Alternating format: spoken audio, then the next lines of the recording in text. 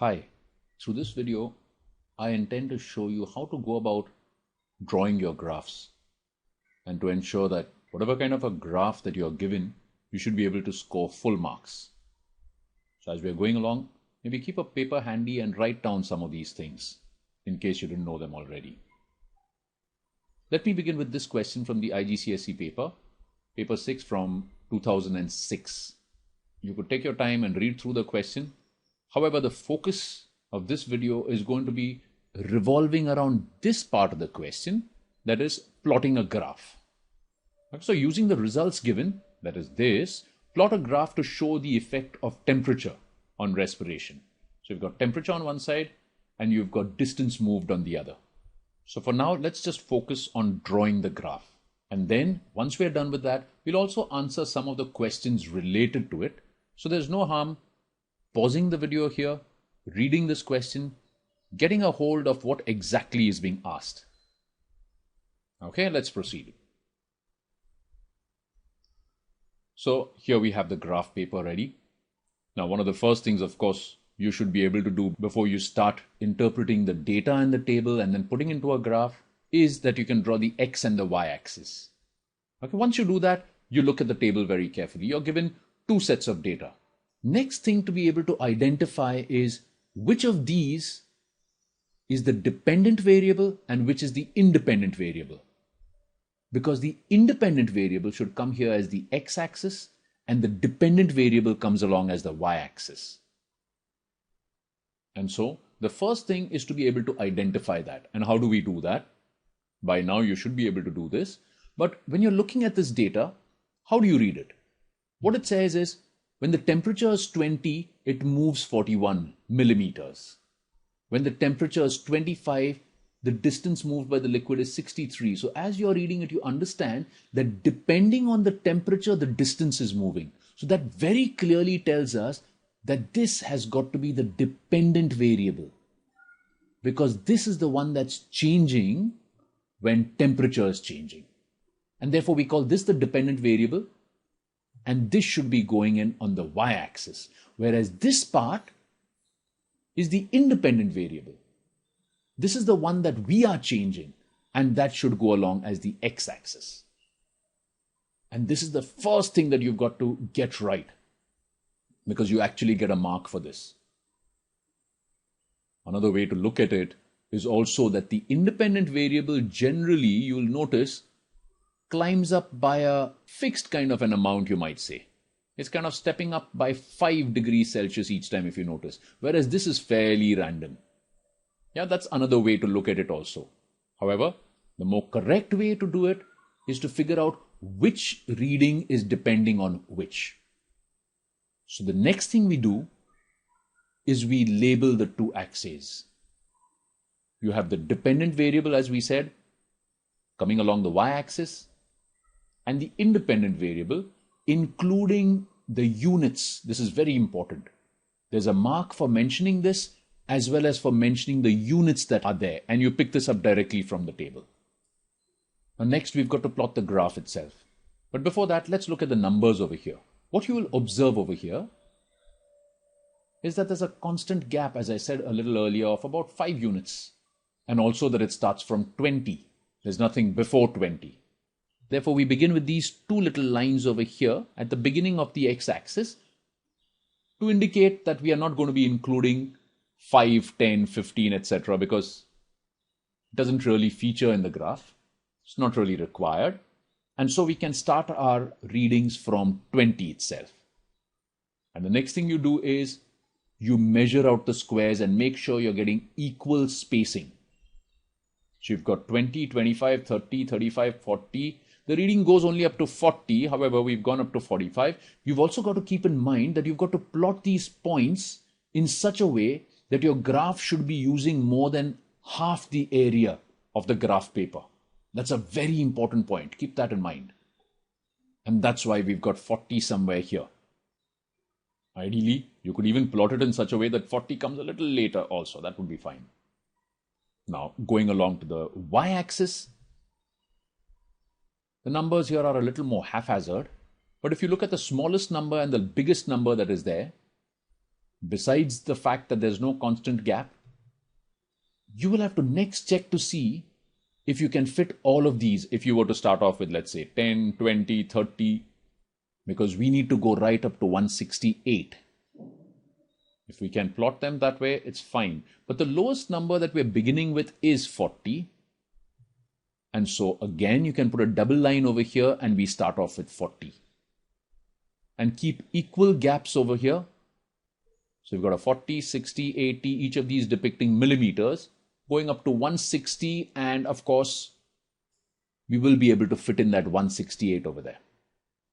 Now, once that is done, the next bit that's left is to plot these points. And so let's move our table aside and plot these points. So the first point, at 20 degrees Celsius, the distance moved is 41 millimeters. You plot that point there. Use a ruler so that you mark it at the right spot. Do this carefully because there are marks for this. Also remember that the points on the graph should either be marked with a circle and a little dot like this, as shown, or with a little cross. Now please note, you can't make it as big as this. Yeah, the circle shouldn't be coming as big as this. Also, use a pencil to plot these points. Again, you may use a dot with a circle around it or a cross. And in this manner, you plot each of these points.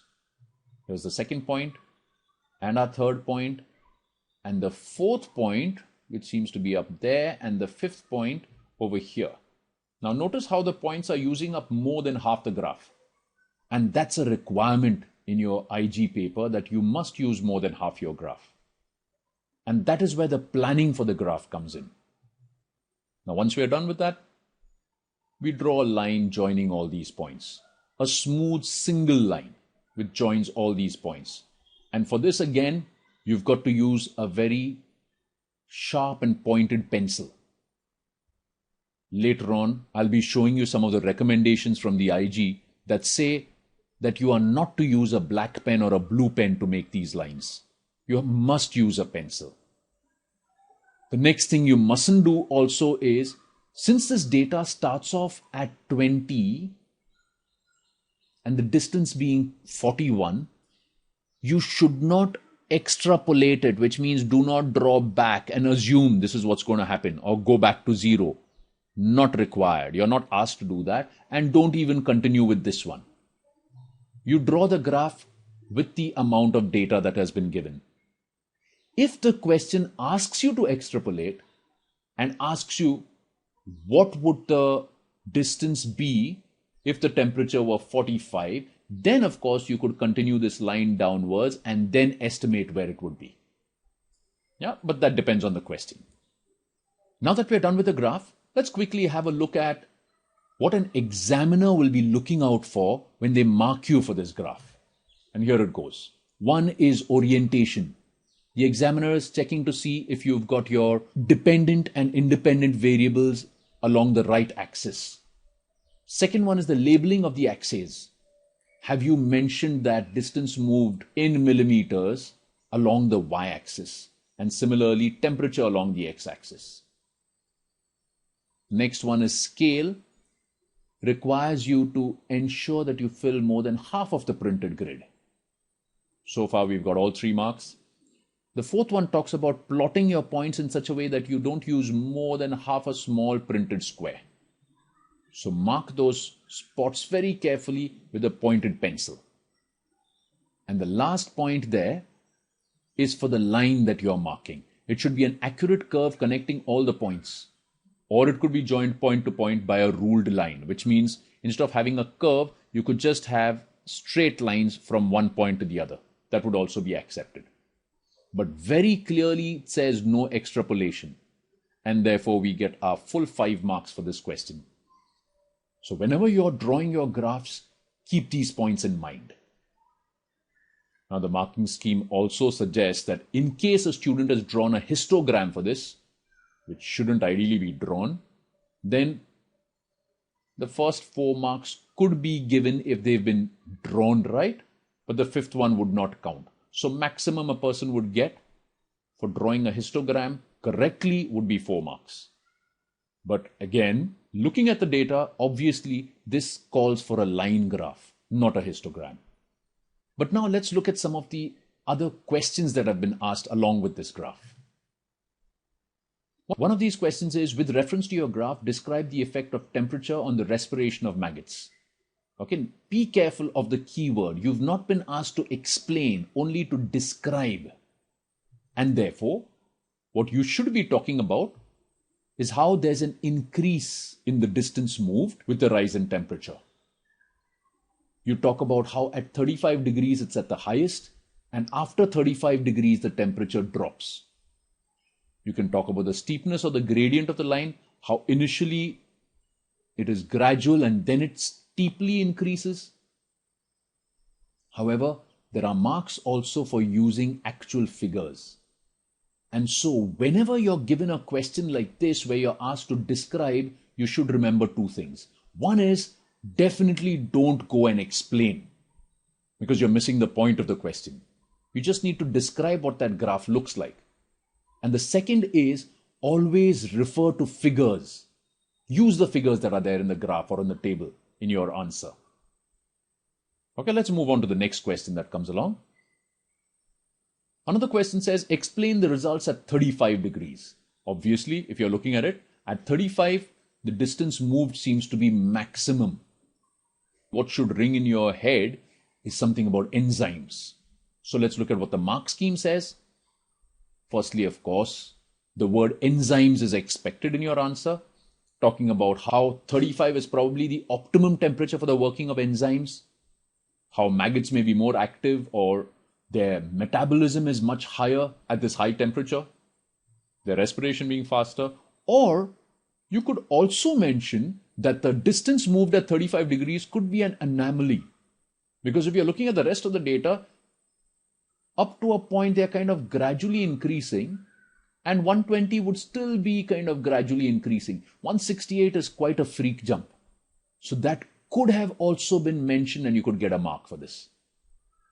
However, for 2 marks, I think if you've written the first 2 points, that's more than enough. Let's go ahead. Here's another question.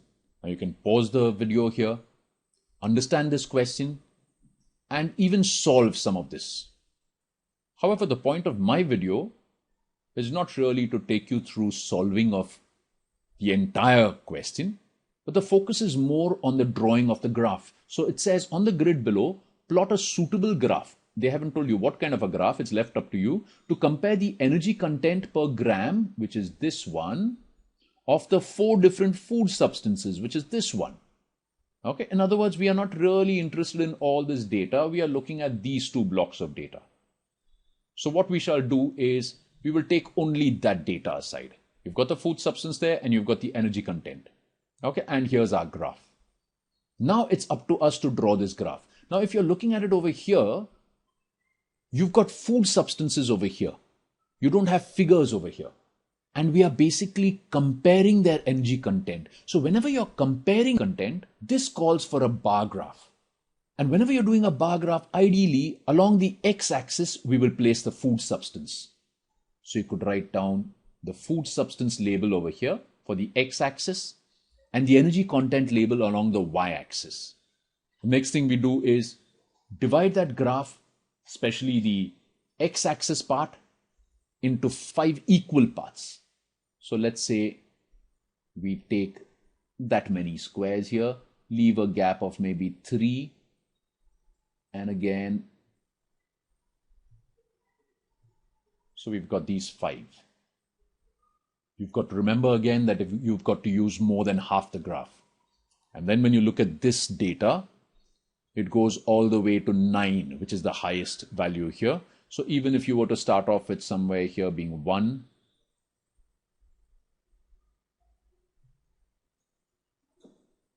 okay, now I've taken an approximation over here. When you're doing it in a paper, make sure you measure the number of squares and you do it accurately. Suppose we put down these labels as 1, 2, 3, and so on. For starch, you've got 4.61. So let's say we draw this line going all the way up here. Now you've got to get that 4.61 right up to here. Now, very important that you got to mark this. Of course, use a ruler and you draw the full bar there. Draw these two lines with a ruler as well as that top line. It's very important that these three lines should be seen. The bar should be seen. However, you don't need to shade this bar. That's not required. Later on, I'll be showing that to you in the IG recommendations that you don't need to really shade the bar. Similarly, you draw the second one for sugar and the third one for fat and protein and seed in the same manner. And at the bottom of this, you write down each of these food substances. You've got starch and sugar and fat and protein and seed. Again, keep in mind that each bar should be of the same size and there should be a gap. Since it is a bar chart, since we are drawing a bar graph, there has to be a gap and the same amount of gap between each bar. I hope you're clear with this. And ideally, you could even write down the figure on top of this. So now let's look at what the mark scheme says. The expected graph is a bar chart, so there's 1 mark for that. The axes must be labeled along with the units. We've done that, a second mark. The columns should be ruled and there should be gaps between columns. If there were no gaps between columns and the bars were touching each other, that would become a histogram, not a bar chart. And a histogram is typically used when there is a range of values. But here, since it's a bar chart, you must keep the gaps between the columns. So we get a mark for this also. And the plot must be completely accurate. Make sure you take great care of this and you've got your 4 marks. Let's now move on to another graph. Here's yet another question. You can again pause, understand the question, and you've got to fill in these percentage values. You can do that. However, my focus is going to be on constructing this pie chart. So how do we go about drawing a pie chart? So now, assuming you've worked out the percentages, your percentages would look something like this from that previous question. If you worked it out for yourself, check if that's right. And in this question, in the paper, they actually give you a marked circle like this. And you've got to draw your pie inside over here. So how do we go about it? This is how I would look at it. If you were to take a quarter of that circle, quarter should be 25%, right? If you're thinking in terms of a percentage, a quarter of a circle would be 25%. And if you notice, there's 1, 2, 3, 4, 5 segments there, which means, simple math, each of them will be 5%. So since this has already been marked for us, it'll probably be very simple that you should always start off your pie chart with the largest one. That is a rule, by the way, that you should always start at 12 o'clock. The first slice of pie that you draw should be the largest. So you start off with herbivores being 40 is the largest. You've got 5 and 10 and 15 and 20 and 25 and 30 and 35 and 40. So you've got to draw that over here. And this would be herbivores at 40%. Next in size would be the carnivores because that's 32. So you've got 5 and 10 and 15 and 20 and 25 and 30 and 32. You divide this approximately into 5 pieces. You should get it somewhere here. So we've got carnivores at 32%. And that leaves us with detrivores at 28%. Let's check that. 5, 10, 15, 20, 25 and 3, 28. Perfect. So you've got detrivores at 28%. And that's our pie chart. Let's check to see how we've done. It says the pie chart should show correct proportions for the segments. We've done that. Correct order of segments, largest starting at 12. This is what we were talking about. At 12 position and going clockwise in decreasing size. Please note, so that's important. And you get full marks for this pie chart. I hope this is clear. Now I'm not going to go into histograms because the IG paper doesn't usually give histograms for drawing. But if you do get range of data, you would draw it very much like a bar chart, except you won't keep the gaps between the bars. Everything else is the same as in the case of a bar graph. Okay, now going ahead, let me share with you some of this data that the IG has shared with us through the syllabus guide, as well as that other little document that's meant for students. I forget its name right now, but it talks about how to present data. It very clearly says a solidus should be used for separating the quantity and the unit. For example, time in seconds is to be depicted like this.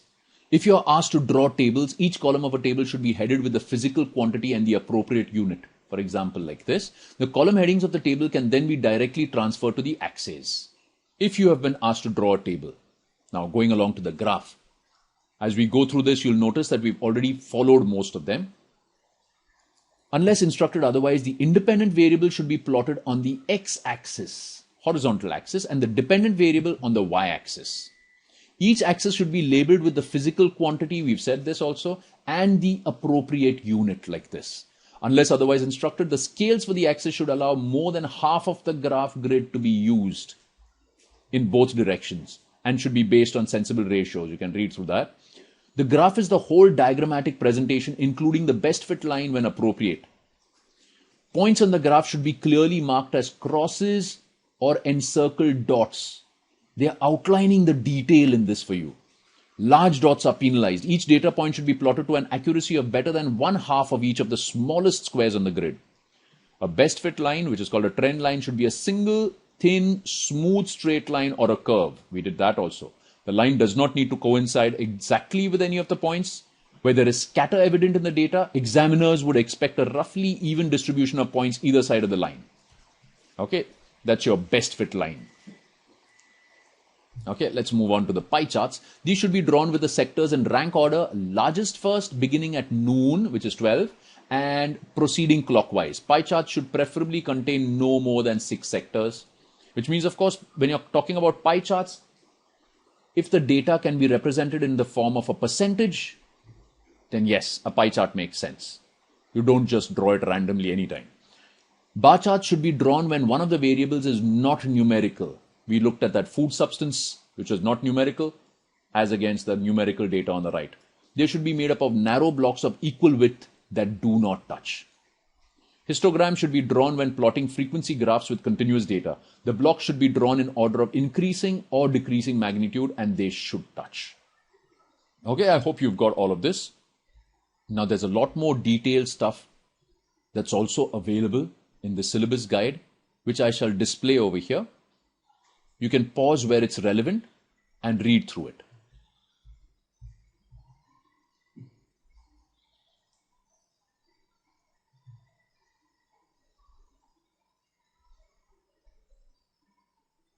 These points seem more or less the same, except they give you a little more detail. For example, do not use a blue or black pen or different colors, as these do not show up on scanned scripts. Do not use a single dot, as it may not be seen after you've drawn your line. Draw the points lightly so that you can rub them out, so that you don't end up tearing your graph paper. Always use a sharp pencil. You can read through the rest of this also.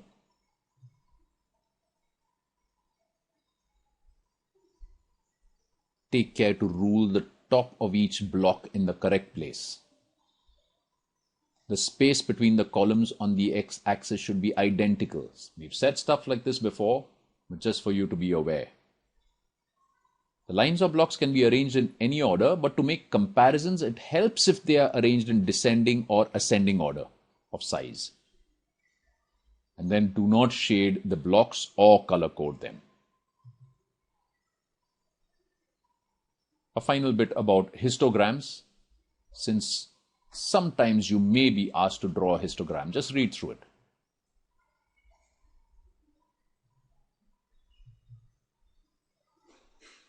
Well, I hope this does make graphs easy for you.